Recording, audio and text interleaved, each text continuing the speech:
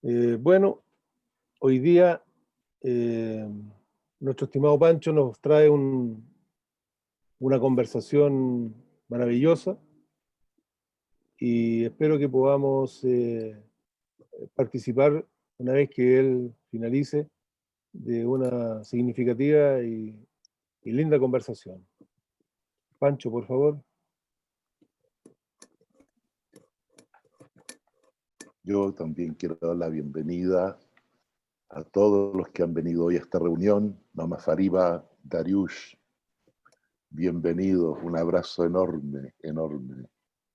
Gracias por estar aquí. Y le pediría a las personas que están detrás de sus nombres que ojalá que puedan activar la imagen, porque, no sé, para la persona que está hablando es un estímulo también, no estar hablando para toda la gente, ¿no? Si pueden activarlo, les doy las gracias, de verdad. Gracias, Luisa. ¿Activar qué? La imagen, que está solamente el nombre escrito en la pantalla, entonces ojalá que aparezca la persona. Ya. Bueno, queridos amigos, el miércoles pasado hablamos de nuestro maravilloso Bab. Y hoy vamos a hablar de nuestro Señor. Vamos a hablar de Baha'u'lláh. Pero la verdad es que pensándolo bien, nadie puede describir a Baha'u'lláh. Es imposible. Perdón, ¿se escucha bien? Sí, ya. De hecho, Baha'u'lláh en una oportunidad dice que cada palabra tiene infinitos significados. Por ejemplo, dice, si yo tuviera 10 secretarios, las 24 horas del día, durante 2 años, podría estar dando definiciones distintas, interpretaciones distintas de una sola palabra. Porque nosotros decimos una palabra y parece que eso fuera el único significado que tiene. Baha'u'lláh dice, no, tiene infinitos significados. De hecho, hay una tabla preciosa de él que dice, por el movimiento de nuestra pluma de gloria y por deseos del ordenador omnipotente, hemos inspirado una nueva vida en cada estructura humana y hemos depositado un nuevo poder en cada palabra. Eso ocurre ahora dentro de la revelación de Baha'u'lláh.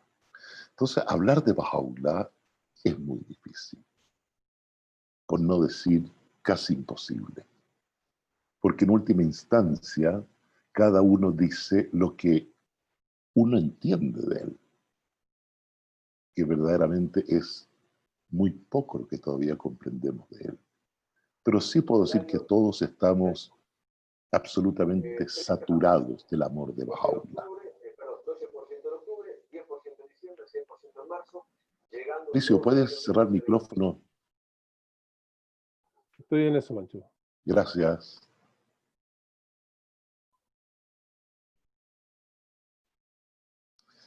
También tenemos que entender de que Baha'u'lláh, el Rey de Gloria, la gloria de Dios, el deseo de las naciones, el Señor de las huestes, el deseado del mundo, el Espíritu de la verdad, el retorno de Cristo, el Mehdi prometido, el Shabbaharam, el Rey de Reyes, el quinto Buda, el Espíritu universal de Krishna, por citar algunos de los títulos de Baha'u'lláh. Era también papá, tenía hermanos, tenía suegra.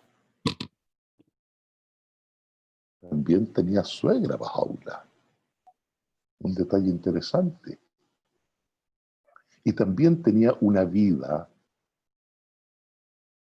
preciosa junto a sus hijos, su esposa. Tenía un muy buen sentido del humor, Bahá'u'lláh. Cuando joven, ¿sabían ustedes que había practicado esgrima? Ujú. Es decir, una persona muy completa, muy maravillosa. Y he recordado 3 historias muy hermosas de Bahá'u'lláh, que no sé si las conocerán o no, pero creo que es bueno decirla en esta ocasión, porque nos muestra una parte a veces desconocida de Bahá'u'lláh. En una oportunidad, él estaba en el segundo piso en Basji, donde había un gran salón, había una mesa, y sobre la mesa había un plato lleno de dulces persas, uno que es color blanco. Los persas saben de cuál estoy hablando, que es parecido un poco al turrón de acá, ¿no? Pero es un dulce muy exquisito y que los persas disfrutan enormemente. Y al lado del plato, con ese dulce, había un niño que tenía como 9 años, una cosa así, y Bahá'u'lláh estaba allí. Y el niño miraba el plato de dulce y después miraba a Bahá'u'lláh. Bahá'u'lláh miraba el plato dulce y miraba al niño. Y así estuvieron un buen rato mirándose entre ellos y el plato, pero Bahá'u'lláh en ningún momento le dijo que comiera. Y el niño lo único que quería era comer dulces. En eso Bahá'u'lláh salió y fue al balcón, que es un corredor largo, quienes han estado allí lo recordarán, y se pone a caminar a lo largo del balcón. Y volvía a pasar por ahí y el niño miraba y volvía a pasar Bahá'u'lláh y el niño miraba y Bahá'u'lláh lo miraba a él, hasta que en una de estas tantas idas y venidas, Bahá'u'lláh no aparecía. Y el niño iba a meter la mano, la sacaba, se arrepentía. Al final mete la mano y saca un puñado enorme y se lo metió todo a la boca. Y en ese mismo instante entró Bahá'u'lláh. Y lo pilla con la boca inflada de dulce. Y se le acerca y le pregunta, ¿están buenos? Y el niño con la boca llena y lleno de vergüenza le contesta, y que apenas se le entendía, que sí que estaban ricos. Pero descríbemelo, ¿cómo es? Le decía Bahá'u'lláh. Y el niño apenas podía hablar. Cuando después de un buen rato terminó de tragarse todos los dulces el niño, Bahá'u'lláh le toca la cabeza y le dice, muy bien, muy bien. Y Bahá'u'lláh mete la mano, saca un puñado enorme y se lo mete al bolsillo del niño. Y le dice, ándate rápido, porque si me ven a Bab, me va a retar.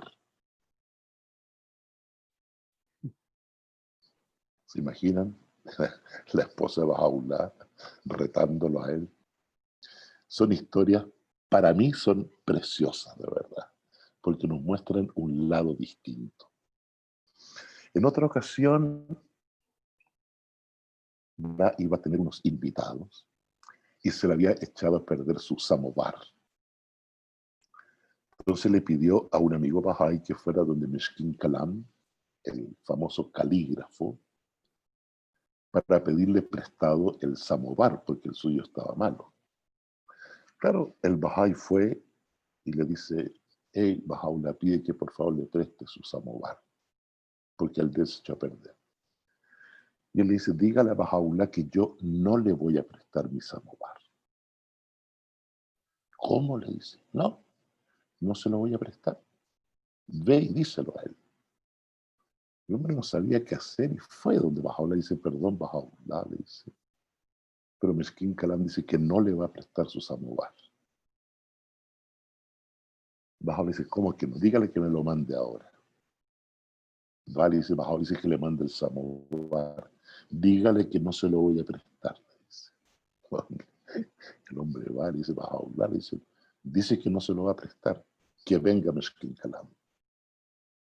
Y aparece Meshkin Kalam, que era un Bahá'í que tenía un sentido del humor extraordinario, pero estaba muy serio frente a Bahá'u'lláh. Bahá'u'lláh le dice, ¿es verdad que no me vas a prestar el samovar? Sí, es verdad, le dice, no se lo voy a prestar. ¿Y por qué? Dice, para que usted sienta lo que sentimos nosotros los Bahá'í cuando usted nos impone cosas que no nos gustan, le dice.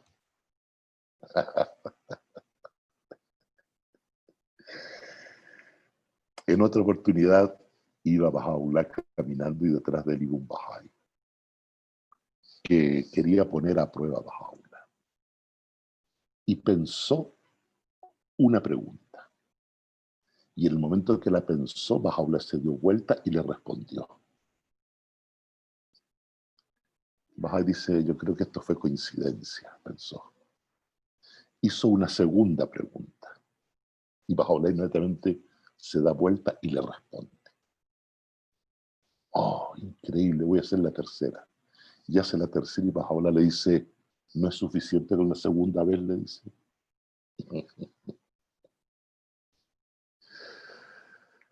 En otra oportunidad hay un lugar que se llama el Jardín de Resván, que cuando uno va de peregrinaje también lo visita. Allí en el Jardín de Resván había un árbol que se llama morera. La morera es la fruta con la cual se alimentan los gusanos de seda, con los cuales se hacen las alfombras de seda. Y es un fruto que cuando cae ensucia mucho.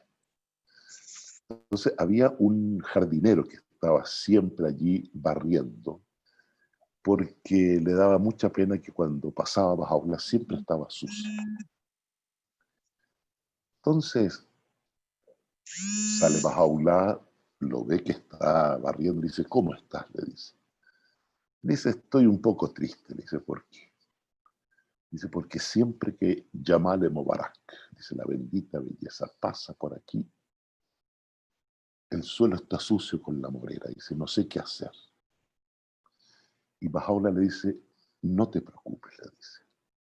Entonces Bahá'u'lláh se dio vuelta, se dirigió al árbol y le habló al árbol. Y le dijo, tú nunca más darás un fruto. Desde esa vez, desde ese momento, el árbol de morera nunca dio frutos, solamente daba flores, nunca más un fruto. Cuento esta pequeña historia para que veamos también otro de los aspectos de Bahá'u'lláh.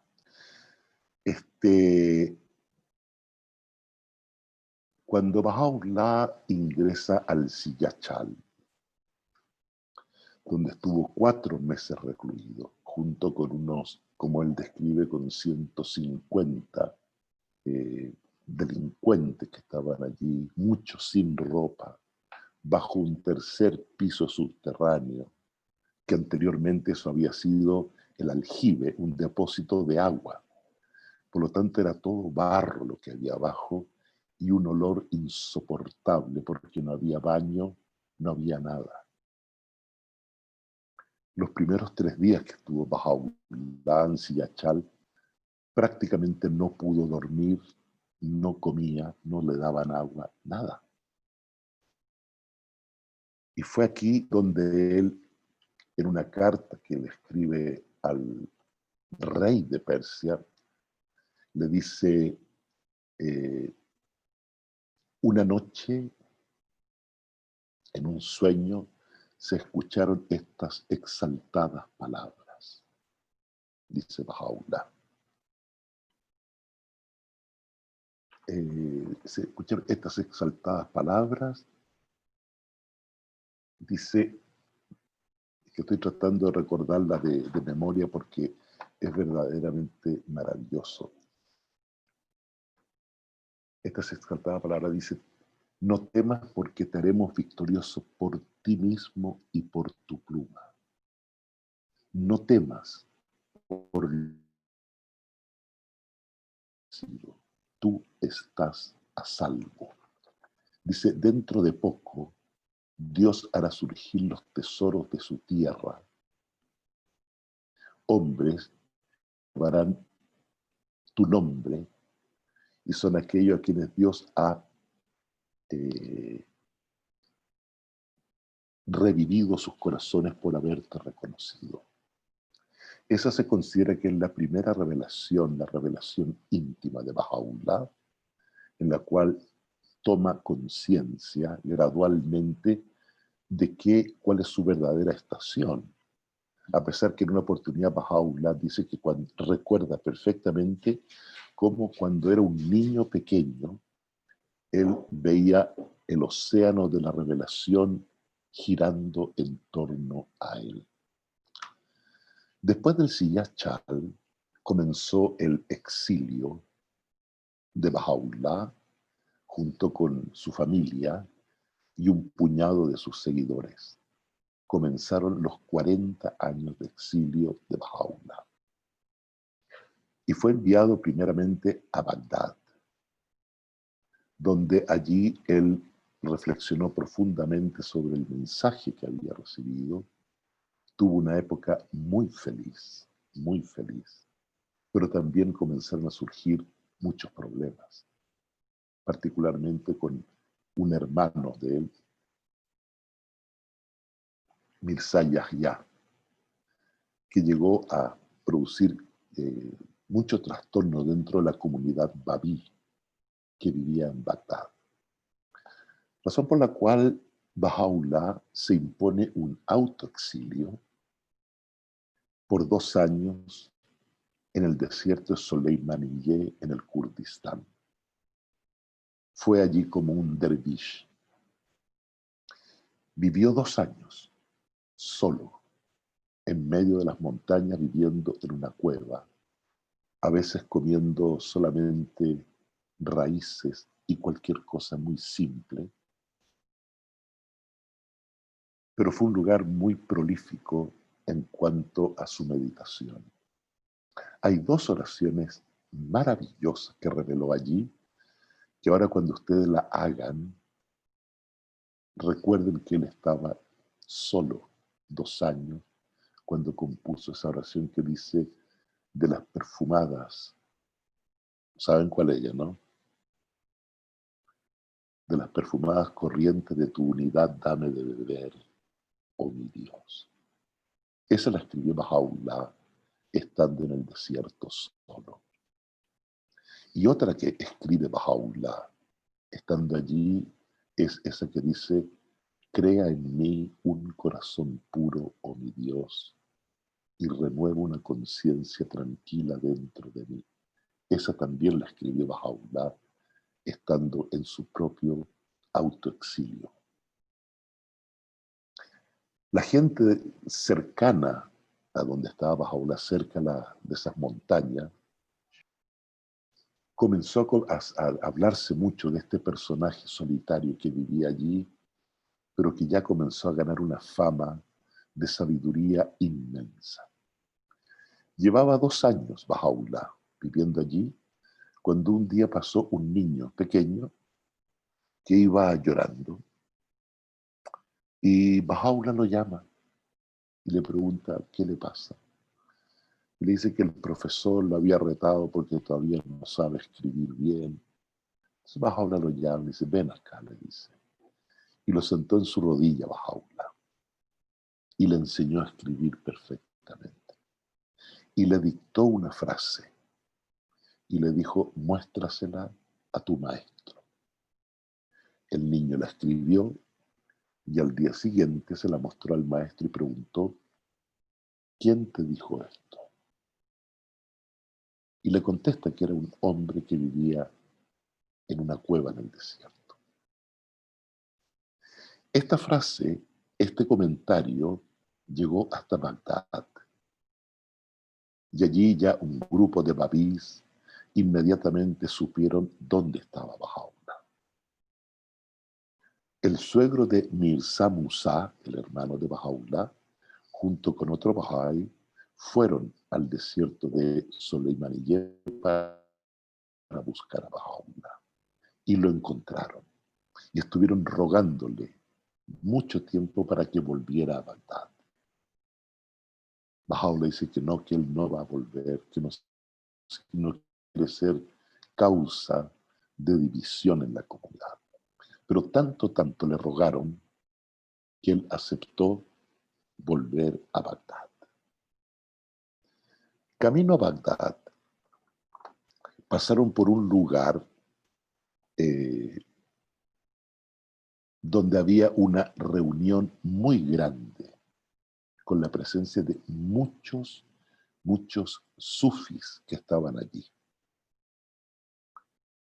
Bahá'u'lláh ya gozaba de una simpatía inmensa por parte de los sufis. Y cuando los sufis vieron que era Bahá'u'lláh, invitaron a estar con ellos. Bahá'u'lláh accedió y estuvo 3 días compartiendo con este enorme grupo de sufis. Durante 3 días contestó a una infinidad de preguntas que le hacían. Sabemos que los sufis son personas muy preparadas, son místicos, de grandes conocimientos. Y allí ellos le dieron un título a Bahá'u'lláh. El título que le dieron fue que es el eje del universo. Ese fue el título que le dieron. Y un sufi le dice a Bahá'u'lláh que en una época había vivido un poeta sufí que había inventado una nueva métrica para escribir poesía.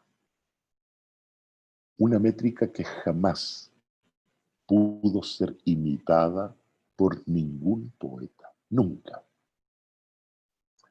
Y le preguntan a Bahá'u'lláh, ¿acaso él podría escribir en esa nueva métrica? Bahá'u'lláh no les preguntó en qué consistía la métrica, pero les preguntó, ¿y cuántos versos escribió aquel poeta? Le dijeron que había escrito 50 versos en esa nueva métrica. Entonces Bahá'u'lláh pidió que le trajeran un cálamo, así se llamaba una pluma para escribir, y papel. Le trajeron mucho papel.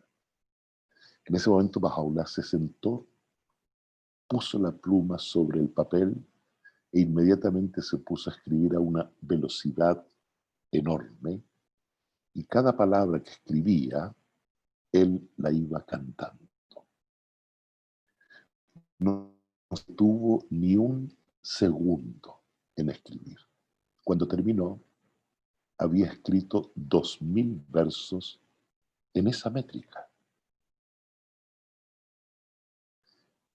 Los sufis son personas que creen que no necesitan de un intermediario para llegar a Dios. Ellos creen que pueden hacerlo a través de sí mismos. Por esta razón, Bahá'u'lláh, el primer verso que escribió 2000 versos, pero ordenó que se mantuvieran solamente 127. El resto ordenó destruirlos porque dijo que la humanidad en esta dispensación no está capacitada para comprenderlos. Por lo tanto, los que van a destruir serán revelados por el próximo profeta que habrá de venir. Solamente se conservan los 127 versos que él permitió que se quedaran. El primer verso que él escribe, lo escribió en árabe, que en árabe, por supuesto, rima y es poético, es una poesía, pero traducido al inglés y del inglés al español, obviamente que pierde la rima.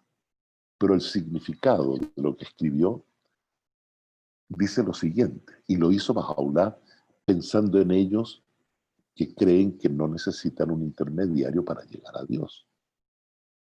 Y el primer verso dice, es tan imposible para el hombre llegar a Dios a través de sí mismo como imposible es para un preso en una celda en su cárcel gozar de los rayos del sol por medio de su propia imaginación.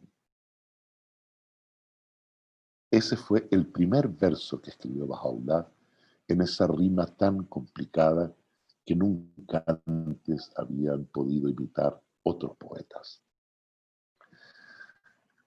Ya Bahá'u'lláh deja el lugar y se dirige a Bagdad, donde encuentra una comunidad que estaba bastante afligida, pero que rápidamente con su presencia pues recobró la vitalidad y una fuerza extraordinaria. Ya al poco tiempo, Bahá'u'lláh se le ordena tener que abandonar Bagdad para continuar con el exilio en Adrianópolis. Pero es allí cuando Bahá'u'lláh cruza al jardín de Rezván, justamente, donde permanece 12 días junto a un grupo enorme de bahá'ís que estaban con él. Y los bahá'ís celebramos el primero, el noveno y el 12º día. El primer día por su llegada, el noveno cuando llegan los miembros de su familia y el 12º cuando ya abandonan el lugar. Y es allí cuando la comunidad mundial bahá'í celebra la declaración de Bahá'u'lláh. Pero es interesante que en ningún momento estando en esos 12 días Ridván, en ningún momento Bahá'u'lláh dice yo soy el prometido. No, lo dijo de otra manera. Bahá'u'lláh dice, este es el día en que Dios ha sumergido a toda la creación en el océano de la purificación. Comienza legítimamente y legalmente la era Bahá'í. Abandonan Bagdad, llegan a Adrianópolis. Pero es interesante también decir que fue en Bagdad donde Bahá'u'lláh escribió A orillas del Tigris el famoso y maravilloso libro Las palabras ocultas. Es un escrito en forma de compilación de aforismos morales que constituyen el corazón ético del mensaje de Bahá'u'lláh en versos que Bahá'u'lláh describe como la esencia de las enseñanzas espirituales de todas las revelaciones divinas del pasado. Dice que es la voz de Dios que habla directamente al alma humana. Fue allí, estando en Bagdad, y un detalle que no quería que se me fuera. Y hoy en día, pues, Las palabras ocultas, considerado el libro místico más elevado que escribió Bahá'u'lláh. Ya después, en Adrianópolis, Bahá'u'lláh comienza con las cartas a los reyes, escribe, es prolífico en su escritura. Después pasa a Constantinopla y de allí lo envían a Acá, la ciudad prisión, que espero que muchos de los que están presentes hayan estado en Acá, visitando la celda en la que él estuvo, que realmente era un lugar insoportable. Baste pensar que solamente el primer día de la llegada de ellos, que fue el 31 de agosto de 1868, que entraron ellos en Acá. Tan solo el primer y segundo día murieron muchos bahá'ís que iban con él por beber el agua que les dieron. Era horrible. Era tan terrible en la ciudad de Acá, olía tan fatal que había una leyenda que decía que cualquier ave que volara sobre Acá caía muerta por el hedor que salía de la ciudad. Allí estuvieron los 3 primeros días, que les dieron aguas estancadas para beber. Entonces las enfermedades comenzaron a cundir y había niños chicos, niños de pecho, niños recién nacidos. Fue realmente brutal lo que pasó en ese lugar. Y es interesante porque ocurre un hecho antes de la declaración del Bab. Allí estaba de Muftí, que es el líder religioso de la ciudad, Era un hombre muy mayor. Esto ocurre aproximadamente en el año 1830 más o menos, la historia que voy a contar. Creo que el año 1830 ocurre, o poco antes también, en que este muftí, que era muy respetado, muy querido, mandó a llamar a toda su familia para que estuvieran con él. Y les dice que él había tenido un sueño.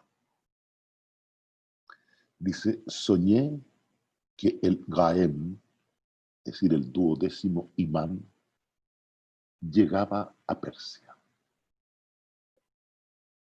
Y que después de él vendría el prometido de todos los tiempos.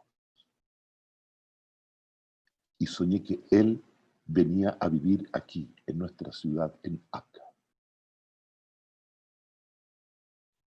Esto lo cuenta de una manera muy emocionada a todos sus familiares. Y habían dos niños que tenían entre 9 y 10 años. Uno de ellos se llamaba Mahmud, que los llama a estos dos niños. Y en el oído de Mahmud gritó el sueño que había tenido. Y él dice, ustedes se preguntarán por qué lo he gritado en el oído de Mahmud. Es para que no se olvide nunca de este sueño. Hasta ello, poco después murió este muftí y años después, muchos años después, vino la declaración de El Bab, el Gaem prometido, y después Bahá'u'lláh. Bueno, este Mahmud llegó a ser el intendente de Acá, era una autoridad en Acá. Y un día recibe un escrito del sultán turco, Abdulaziz, que le dice que Bahá'u'lláh ha sido destinado a vivir en Acá, que él será el responsable, Mahmud sería el responsable de la estadía de todos estos presos persas que llegaban, al cual a Bahá'u'lláh le llamaban el dios persa. Mahmud se sintió horrible porque venía en un momento en que estaba muy tranquilo en la ciudad, tenía todo controlado. Ahora venía este grupo de persas que iban a agitar a toda la población. Y se puso realmente furioso.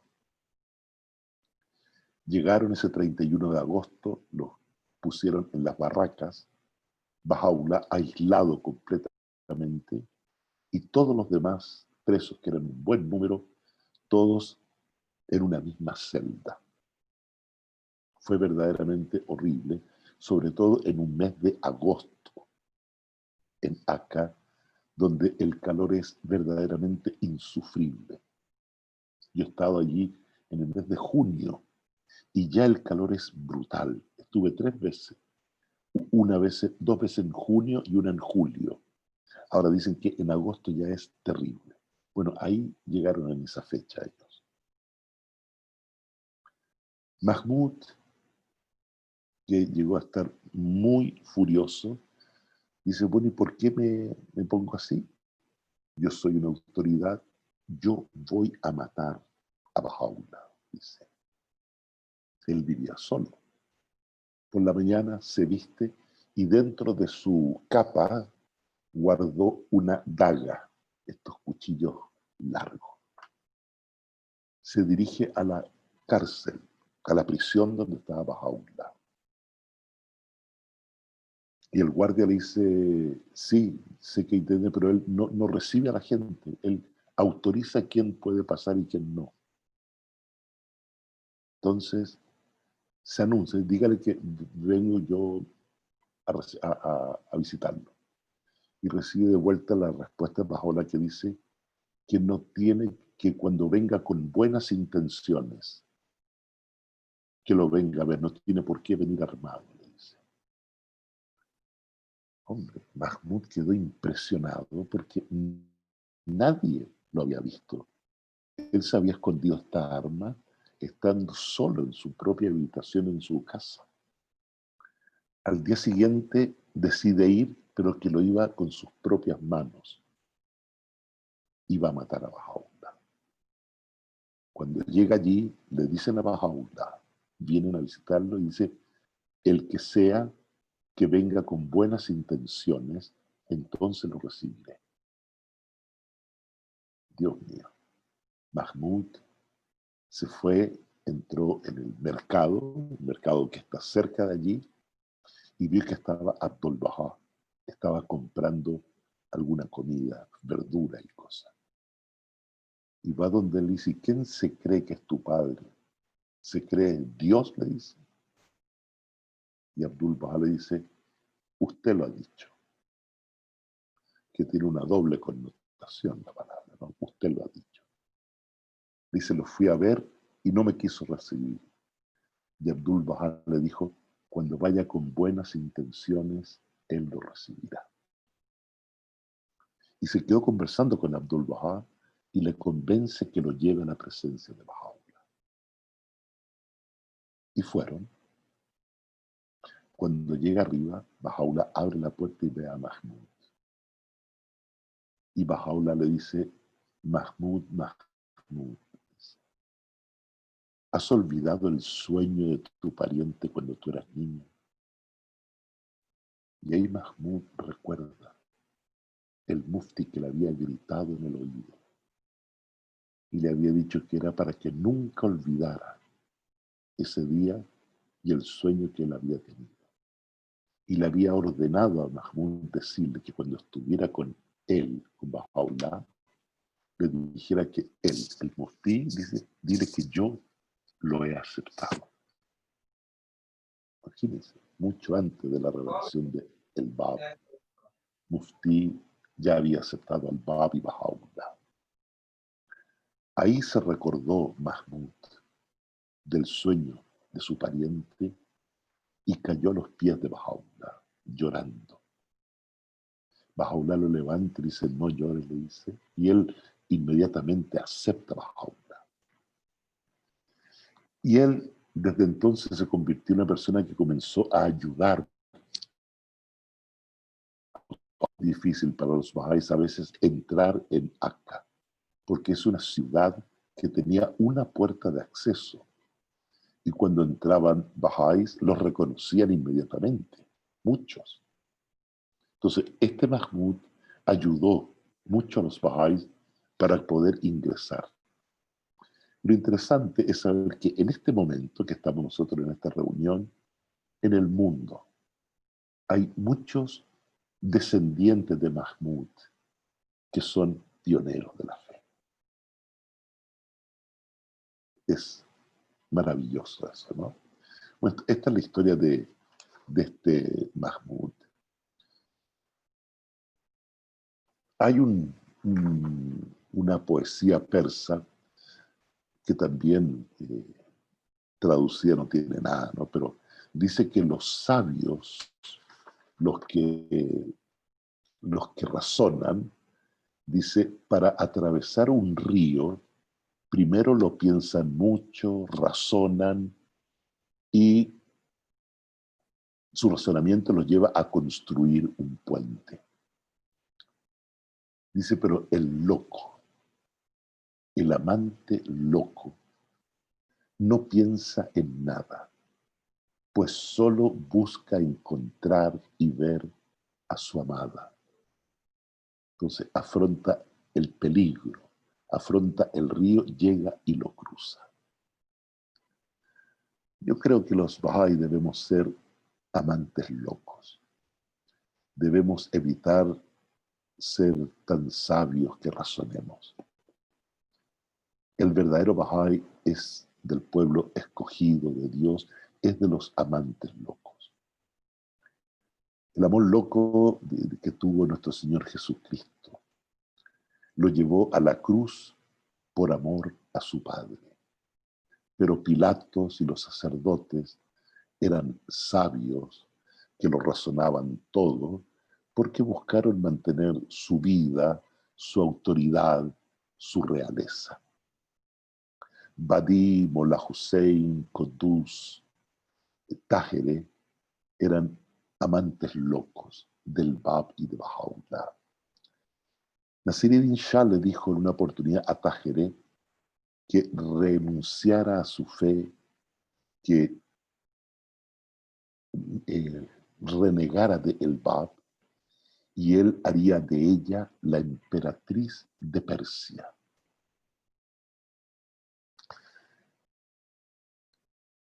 Ella le respondió que,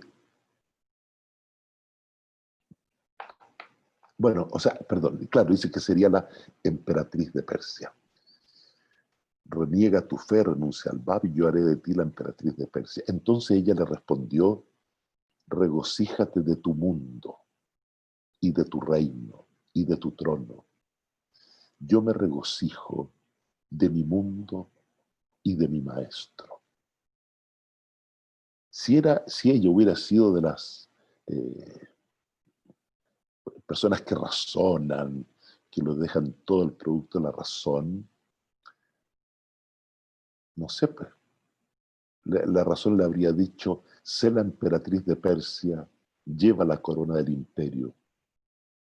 Pero como era una amante loca de Baha'u'lláh, prefirió regar su sangre en el camino de